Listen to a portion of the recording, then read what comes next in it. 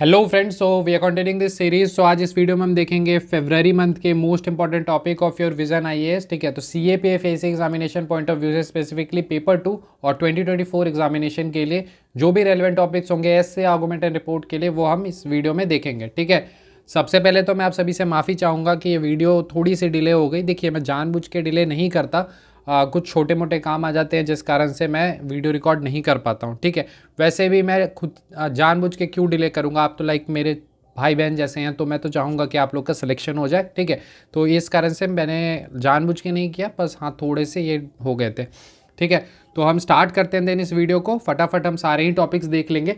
Before starting this थोड़ा सा मैं 2 मिनट आपसे बात करूंगा लाइक पेपर 2 के रिगार्डिंग, बिकॉज काफ़ी सारे स्टूडेंट्स हैं, अब लाइक एग्ज़ाम नज़दीक आ रहा है, तो काफ़ी सारे स्टूडेंट्स की लगातार क्वेरीज आ रही है रिगार्डिंग दी पेपर 2। देखो, सिंपल सी बात है, बहुत सारी चीज़ें आपको यूट्यूब पे देखने के लिए मिलेंगी, बट मैं आपको बहुत ही प्रैक्टिकल बात बताता हूँ। आप में से भी जिन्होंने एग्ज़ाम दिया होगा वो इससे रिलेट कर पाएंगे, कि जिन्होंने भी, वैसे आप कमेंट करके बता सकते हैं कि क्या ये बात सही है या नहीं। जिन्होंने भी एग्ज़ाम दिया होगा, आपने ये फील किया होगा कि क्वेश्चन का, फॉर एग्जांपल कोई भी क्वेश्चन आता है आपका, तो अगर लेट से एस्से आ गया या आर्गूमेंट आ गया, रिपोर्ट आ गया, और मान लेते हैं उससे रिलेटेड आपने कंटेंट पहले से कर रखा भी होता है, फिर भी वहाँ पर रिटेन करना थोड़ा मुश्किल हो जाता है और उस फ्लो में लिखना मुश्किल हो जाता है, बिकॉज एक तो एग्ज़ाम प्रेशर होता है, दूसरा कि बैक टू बैक आपको लिखने पड़ते हैं और 17 to 18 मिनट्स में एक ऐसे करना होता है, तो वो काफ़ी ज़्यादा चैलेंजिंग हो जाता है। इस कारण से जिन टॉपिक्स पे आपकी बेहतर कमांड होती है, पहला दूसरा, जिसमें थॉट प्रोसेस, आपने अगर थॉट प्रोसेस डेवलप कर रखी है तो ही जाके चीज़ें हो पाती हैं। तो देखिए, इतना ज़्यादा पैनिक करने की ज़रूरत नहीं है, इतना कॉम्प्लिकेटेड करने की ज़रूरत नहीं है। हाँ, यूट्यूब पे बहुत सारी चीज़ें आपको बताई जाती हैं, बट मैं आपको क्लियर कट बताना चाहता हूँ कि सिंपल सी बात है, बहुत ही सिंपल है। आपको करना ये है कि कंटेंट का बेस और थॉट प्रोसेस डेवलप करना है। सिंपल सा आप एक लॉजिक समझें कि देखिए, अगर मैं मान लेता हूँ कि 8 to 10 मंथ्स या 12 मंथ्स ही मान लेते हैं, एक साल के, उनमें जो मोस्ट रेलिवेंट आपके पेपर 2 पॉइंट ऑफ व्यू से करेंट इश्यूज न्यूज़ में आते हैं वो 50 होते हैं। मैं अप्रॉक्सीमेट बता रहा हूँ कि 50 के आसपास जो बहुत ही ज़्यादा न्यूज़ में होते हैं। ठीक है, जो हाईली न्यूज़ में होती है वो वाले इश्यूज़ की मैं बात कर रहा हूँ, जो मिस नहीं हो सकते ऑलमोस्ट। ठीक है, वैसे 50 इश्यूज़ होते हैं, और आप देख सकते हैं हर पिछले भी प्रीवियस ईयर मैंने तो काफ़ी सारे एनालाइज किए हैं, उस बेसिस में आपको बता सकता हूँ हर साल इनमें से 2 से 3 क्वेश्चन एटलीस्ट आते ही आते हैं एग्जामिनेशन में। हर साल आप देख लें, लास्ट ईयर भी आप देख लें, वुमेन इन स्पोर्ट्स वाला हो गया, या फिर आपका जीएम मस्टर्ड से रिलेट करके जेनेटिकली मॉडिफाइड क्रॉप है, काफ़ी सारे क्वेश्चंस होते हैं। ठीक है, इससे पिछले बार भी जाएंगे तो वुमेन इन आर्म फोर्सेज, ये सारे आपके न्यूज़ में थे, तो काफ़ी ज़्यादा रेलिवेंट वाले जो रहते हैं वो। इसके अलावा 50 स्टैटिक टॉपिक, स्टैटिक यानी कन्वेंशनल, ऐसा नहीं है कि वो नहीं है, बट हाँ जो थीम वाइज चलते हैं, प्रोबेबल टॉपिक्स होते हैं, जैसे इंटरनल सिक्योरिटी है तो अब उसके जो इश्यूज़ है, नक्सलिज्म है, इंसर्जेंसी, टेररिज्म, वो तो न्यूज़ में आ ही रहे हैं, साइबर सिक्योरिटी वो तो आ ही रही है, बट वो आपके क्या होते हैं, स्टैटिक टॉपिक्स है, यानी वो आपको पहले से ही प्रिपेयर कर सकते हैं। फॉर एग्जांपल अगर यूसीसी आपने बहुत पहले भी किया होगा तो आज भी वो रेलिवेंट हो जाएगी, समझ रहे हैं? तो इस तरह के, इनको हम कंटेम्प्रेरी इश्यूज़ कहते हैं।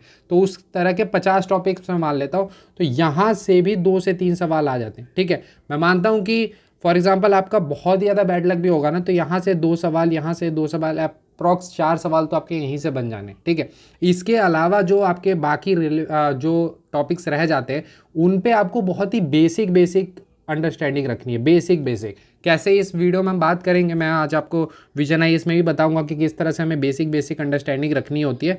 तो स्पेसिफिकली देखिए, उतना कॉम्प्लिकेटेड, मैं ये कहना चाह रहा हूँ कि इतना कॉम्प्लिकेटेड करने की ज़रूरत नहीं है।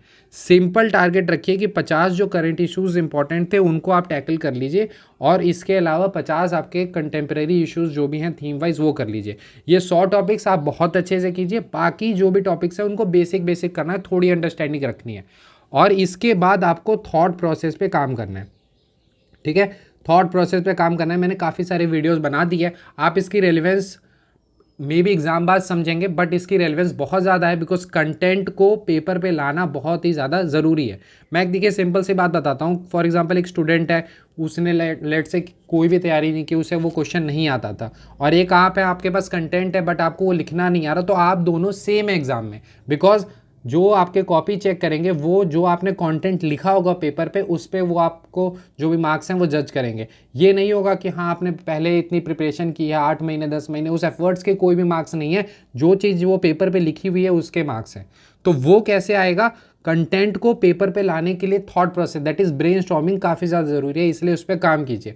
देखिए मैं आपको पेपर 1 से ही बता सकता हूँ। जैसे पेपर 1 है तो जो भी स्टूडेंट, वैसे तो काफ़ी सारे को मैं भी जानता हूँ जो काफ़ी ज़्यादा अच्छा पेपर 1 में कर रहे हैं। जैसे पेपर 1 है तो पेपर 1 में आप मान के चलिए आप उनसे भी बात करके देख सकते हैं। 100-120 के आसपास जो क्वेश्चन मार्क्स जो होते हैं वो आप अपने नॉलेज के बेसिस पर जा सकते हैं।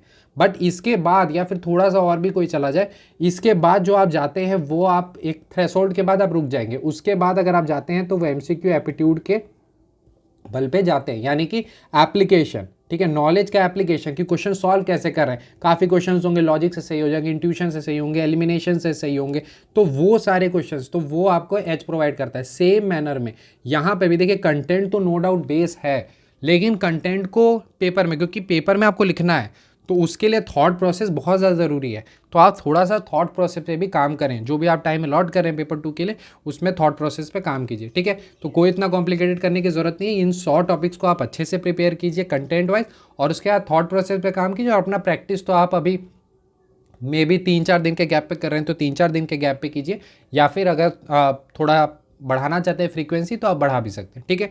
सो आई होप जितनी चीज़ें थी मैंने आपको क्लियर कर दी, क्योंकि मैं इधर नोटिस कर रहा था काफ़ी सारे स्टूडेंट अब जैसे जैसे एग्जाम नज़दीक आ रही है तो थोड़ा सा पैनिक करें। वैसा कुछ नहीं है, ठीक है, उतना ज़्यादा कॉम्प्लिकेटेड भी तो नहीं है, ठीक है। थोड़ा सा हाँ मैं मानता हूँ कि पेपर 2 एक स्किल का पेपर है, राइटिंग स्किल है, डेवलप करने में टाइम लगती है, बट उतना कॉम्प्लिकेटेड नहीं है। हाँ अगर आप कॉम्प्लिकेटेड करेंगे तो डेफिनेटली कॉम्प्लिकेटेड होगी। कॉम्प्लिकेटेड आप कैसे करेंगे, बहुत ज़्यादा चीज़ें इधर उधर करेंगे, आप बहुत सारे कोड्स डाटा ये सब इकट्ठा करना चाहेंगे, बहुत कंटेंट एक्यूमुलेशन पे ध्यान देंगे तो फिर वो चीज़ें कॉम्प्लिकेटेड हो जाएंगी। सिंपल रखिए, बेसिक कीवर्ड सारे टॉपिक पे ध्यान रखिए, बाकी जो टॉपिक्स हैं उन पे बेसिक अंडरस्टैंडिंग होनी चाहिए। मैं भी 1-2 अभी आपको बता दूंगा तो आपको आइडिया लग जाएगा कि मैं क्या कर रहा हूँ, ठीक है। तो चलिए हम स्टार्ट करते हैं देन। सो अगर हम यहाँ पे देखिए टेबल ऑफ कंटेंट अगर देखते हैं, ठीक है, जस्ट अ मिनट।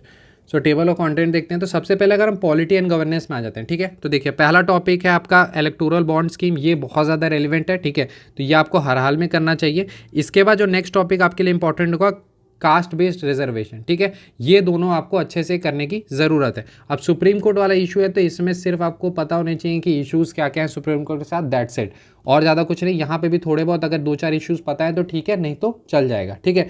बाकी आप क्रिमिनल डिफिनेशन थोड़ा थोड़ा देख सकते हैं। अब यही समझते हैं हम मैं क्या कहना चाह रहा था, यानी यहाँ मैं ये कहना चाह रहा हूँ कि ये 2 टॉपिक जो ऐसे हैं, इलेक्टोरल बॉन्ड स्कीम वाला और आपका कास्ट बेस्ड रिजर्वेशन, ये दोनों काफ़ी होलिस्टिकली आपको कवर करना है। होलिस्टिकली का मतलब होता है कि जैसे इसमें आपको इलेक्टोरल बॉन्ड वाले में विजन है, इसमें उतना कंटेंट नहीं है, मतलब है रेलिवेंट, लेकिन आप थोड़ा सा इसको गूगल करके और थोड़ा पढ़ लेंगे तो मैं आप सही रहेगा।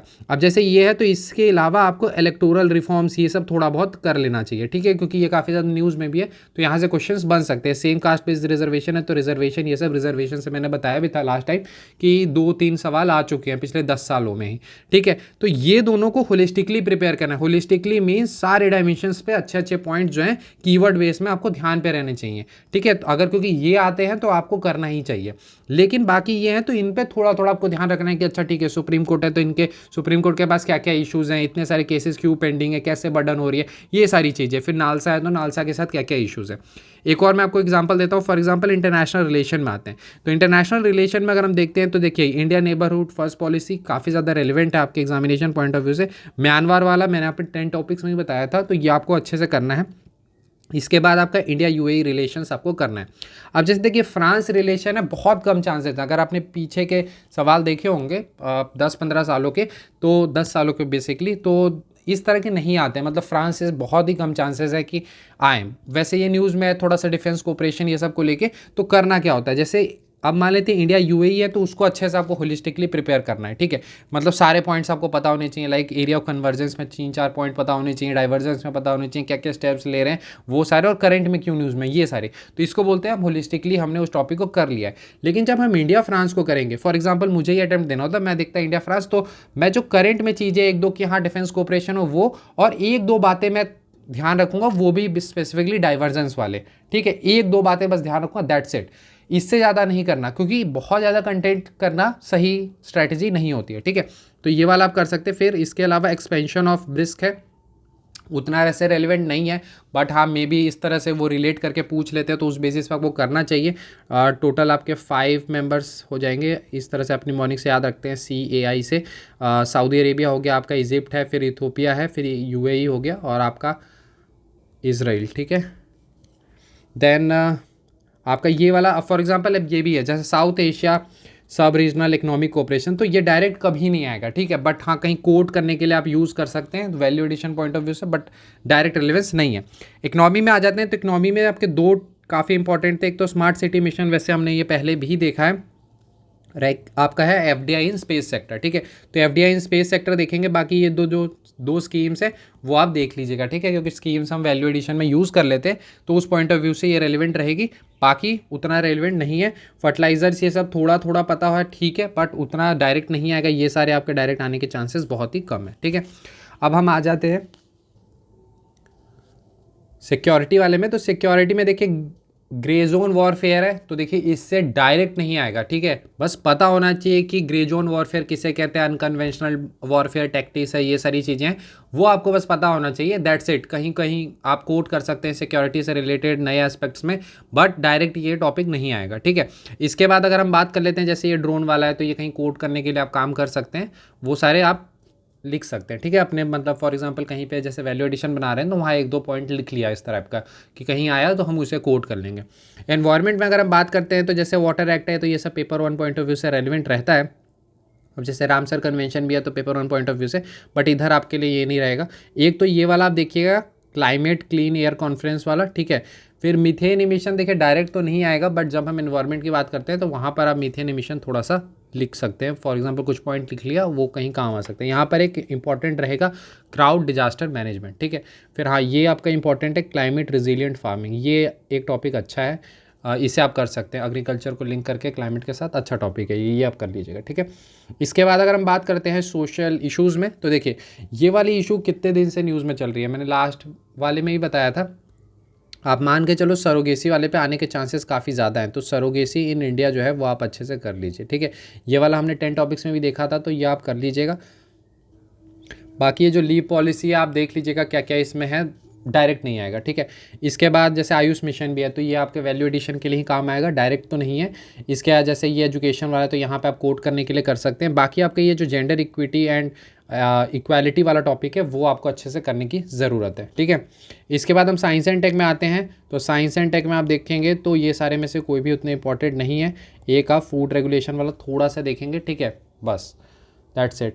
फिर इसके बाद आप देखिए तो कल्चर में भी कोई ऐसा इंपॉर्टेंट टॉपिक नहीं है। यहाँ पर एथिक्स में वेरी वेरी इंपॉर्टेंट टॉपिक होगा आपका ये use of unfair means cheating in the public examination, ये वाला, और फिर AI एंड क्रिएटिविटी स्कीम्स। तो मैं बोलता हूँ 1-2 जो भी हैं वो देख लेने चाहिए, किससे रिलेटेड है, पेपर 1 में भी आ जाती है काम के लिए, पेपर 2 में तो आप कोट कर ही सकते हैं, ठीक है। तो अगर हम यहाँ पर ओवरऑल देखते हैं कि कौन कौन से आर्टिकल्स हैं जो हर हाल में आपको करने चाहिए, तो फॉर एग्जांपल हमने पहला देखा था कि इलेक्टोरल बॉन्ड वाला है तो वो आप अच्छे से कर लीजिए, कास्ट रिजर्वेशन वाला है वो आप अच्छे से कर लीजिए, फिर एक ये अच्छे से आपको करने की ज़रूरत है यूज़ ऑफ अनफेयर मीन्स वाला। फिर यहाँ पर अगर हम देखें तो जेंडर इक्विटी और इक्वालिटी थोड़ा सा डिफरेंस ये सब पता है तो सही है, बिकॉज अगर इस टर्म को यूज़ करके वो कुछ पूछ लेते हैं तो फिर आपको थोड़ी दिक्कत आ सकती है, ठीक है। इसके अलावा ये फूड रेगुलेशन एज सच मतलब बहुत ज़्यादा इंपॉर्टेंट वाले टॉपिक में से नहीं है, ठीक है। इसके बाद हमने यहाँ पर देखा था स्मार्ट सिटी मिशन, FDI वाला थोड़ा देखेंगे स्पेस सेक्टर में, वैसे उतना डायरेक्ट रेलेवेंस नहीं रहेगा। हाँ एक ये अच्छी टॉपिक थी क्लाइमेट रिजिलियंट फार्मिंग, ठीक है, तो ये वाला टॉपिक कर सकते हैं। बाकी वाटर एक्ट ये सब तो पेपर 1 के लिए ही रेलिवेंट रहेगा, ठीक है। तो ओवरऑल हमने देख लिया है कौन कौन से टॉपिक्स करने चाहिए, कौन कौन से मोस्ट रेलिवेंट है वो आपको करने चाहिए। बाकी देखिए मैं आपको लास्टली यही बताना चाहूँगा कि ज़्यादा उतना कॉम्प्लिकेटेड करने की ज़रूरत नहीं है, आप आराम से कर सकते हैं, ठीक है, कोई आपको दिक्कत नहीं होगी।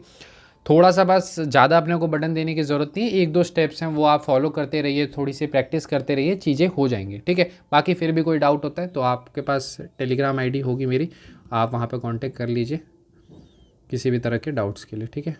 इनक्रेडिबल अभिषेक 10, ठीक है। I hope this video was useful for you, मिलते हैं अगले वीडियो में, thank you and have a nice day friend.